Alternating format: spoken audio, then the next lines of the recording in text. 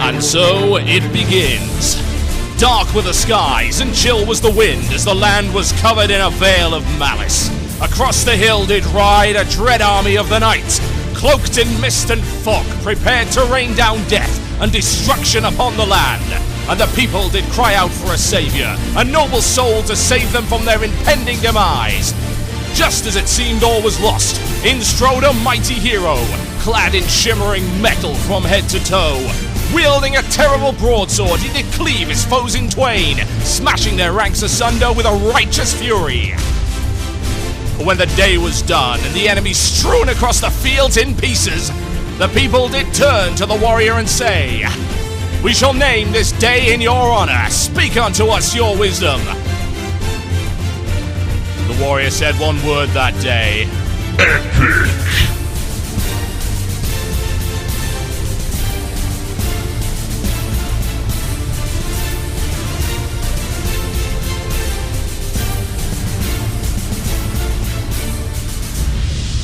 One man, one Murloc, many more shows to come. This is Blue Please. It begins now.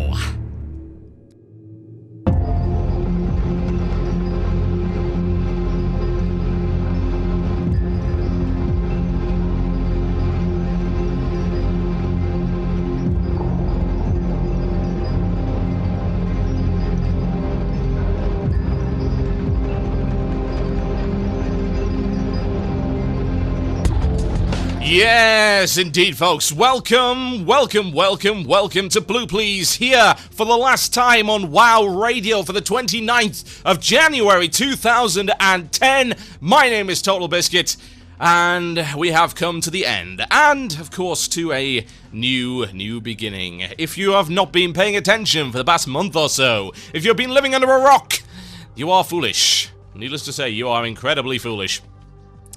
WoW Radio is coming to a close on the 1st of February. We are, after 6 years of broadcasting, closing our doors to open 3 new doors to 3 different sites. I myself am moving to cynicalbrit.com, bringing with me Blue Please, gaming the system, and not 1, not 2, not 3, not 4, but 5! Yes, 5 extra shows per week in the form of Gaming Express, and probably more if I feel like it. Oh yeah! We've got a bunch of people moving over to Original Media for Gamers, who have recently launched their site over at omfg.fm. And, of course, last, but by no means least, the mighty big hitters of WoW Radio. 2 of the most popular shows ever to grace our airwaves, Octel and Hordak versus the world in Casually Hardcore, moving over to vtwproductions.com. Is this good for you? This is good for you. I can tell you that for a fact. It means more shows, it means better websites, it means more money invested into making the shows good. I'll tell you, it's been quite the ride, and I'll be reminiscing a lot more later on in the show, I can guarantee that. But what I will say is, it ain't over. Blue Please will continue. This is the last in Season 3. That means Season 4 will be starting next week. Yes, it's entirely arbitrary. But it's good. We likes it. It'll be fun. If you want to go check out cynicalbrit.com or cynicalbrit.com, whichever you prefer, we've got like 10 different domain names. You will see there Blue Please episodes. That is how everything is going to be set out in future. Much nicer, much easier to read. Links, ratings, comment system. It's all good. Streaming live from the website at the moment as well, testing Cynical Brit's Shoutcast servers, which appear to be holding up remarkably well. If you want to help stress test, you can do so. We've got a little beta player up right now. This is not how it's going to look on the 1st of February. It's going to be on the front page. But if you want to go check this out, go to cynicalbrit.com/listen-live. cynicalbrit.com/listen-live if you're listening to the live stream. Just a little bit of a test page there to make sure that it's running, and it would appear to be. Oh yeah, it's good stuff.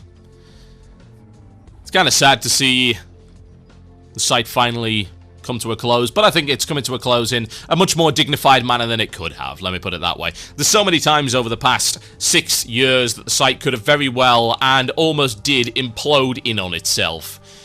In a storm of drama and nuclear fire. Did it? No, it did not. kept going by the hard work of its staff, and of course the tireless support of its listener base, WoW Radio will stand as one of the most, if not the most popular gaming shoutcast station of all time. Yes, indeed it will. And we wish every success to not only my site, of course, but to the guys over at OMFG and VTW Productions, who will no doubt do a fantastic job carrying on the torch and the legacy of 6 years of quality broadcasting. That's quite enough of that. What have I got coming up for you in the show today, folks? Oh, I can tell you. So, entitled casuals are a theme of this show, as you might have guessed. If you've just started tuning into the show, this is a loud, proud, and thoroughly arrogant shock jock show about World of Warcraft. If that does not sound like something you will enjoy, then you can chicken out. You can slink back to your corner, if you so wish. Go back to happy, lovey cuddle land. It's full of kittens and flowers and nothing that could possibly offend you. How incredibly boring. Alternatively, you could stick around and see if perhaps my dulcet tones may be soothing, or perhaps invigorating. Maybe they will anger you, provoke some kind of emotional response. How crazy would that be? We shall see. So I found an interesting website. It was a guild recruitment website, and they had a thread on there which signifies everything that's wrong with the attitude of the player base today. And I'll be talking about that a little bit later on in the show. I'll be keeping them anonymous just for the sake of their dignity. The guild didn't do anything wrong, but hey, I've been requested to do so, so I shall in fact do so. Also, we'll be reminiscing, folks. My memories over the past 5 or so years, coming up a little bit later on in the show. And a question, do Blizzard hate 10-man guilds? Well, according to the US forums, yes, they do. According to Total Biscuit, the US forums are full of morons. We shall cover that a little bit later on in the show. And your chance to contribute to the show, it is the Illusion Choice. And rather than emailing your topics in, I would like you to email your favorite WoW Radio moments, your favorite WoW Radio memories from the past 6 years. Email them to themurloc@gmail.com. That is themurloc@gmail.com. Oh yeah, that's what you should be doing, folks. Get them in for the end of the show, and we shall read them out at the end. It'll be good. Right. Well, I think we've wasted enough time already, folks. None of this soppy nonsense. We have a show to do. It's time for this. What? Play, damn it! That sounds like it's mail time. Here's the mail. Oh, it never fails. It makes me want to wag my tail. When it comes, I want to wail. Oh, yes, it is mail time. It's time where we read the mail, and perhaps we sing the mail. It may happen. We could. It goes something like this. Dear TB, first let me thank you for the great show you put up every week. No, let's not do that. It's from Barth the Dwarf, France, who I assume is in France, one would think, unless it's some kind of clever deception. Dear TB! Dear TB. You see, I prefer my most hated enemy, Total Biscuit. Or the person I loathe more than anyone in the world, Total Biscuit. Or the guy I somehow cannot stop listening to, despite the fact that I despise him with every fibre of my being, Total Biscuit. It's the kind of attitude we're looking to evoke here on this show. First, let me thank you for the great show you put up every week. This is really a great pleasure to hear, and I'm greatly looking forward to hearing it. Okay. I would like your opinion on an issue that is somewhat general, but reaches a climax when it comes to tanks. I recently leveled the Dwarf Warrior tank. Shame on me, I usually play Horde. Yeah, so this is entirely your fault. You have to understand this. If you roll Alliance, expect pain and suffering. Anyway, and when he reached 80, after getting all the tanking blues I could from normals, I started doing random heroics in order to get some gear. However, there was not a single heroic in which someone would not make an unwitty comment about my HP. Though these overgeared DPS could not take aggro from me, however hard they tried. Apart from being sick of that, I believe that most people have become spoiled kids who do not realize that 25 HP unbuffed is way more than enough to tank a usual heroic dungeon. I would appreciate your point on that if you please. Secondly, can I have a shout out to my guild, the Knights of Days, and GM Sharpish on Moonglade EU for trying and setting up a guild for people living in Asia, and therefore setting raids at odd hours. All players in Asia and Japan, feel free to contact us. Ooh, free recruitment ad, there you go, see? I'm feeling very generous today. Oh, yes. Right. with tanks, it's interesting, yeah? Because I've always been an advocate, as you heard last week, and this got a couple of people riled up, I do say a couple of people, that if you drag a heroic group down, you deserve to be kicked out. Yeah? And my justification for that is that if you're dragging a heroic group down, then you yourself are griefing that group. You are. You are wasting their time. If you are not performing to the peak of your potential, and bear in mind, this is what a lot of this is about. This is not about people who are undergeared and just getting started. This is about people who just suck in general.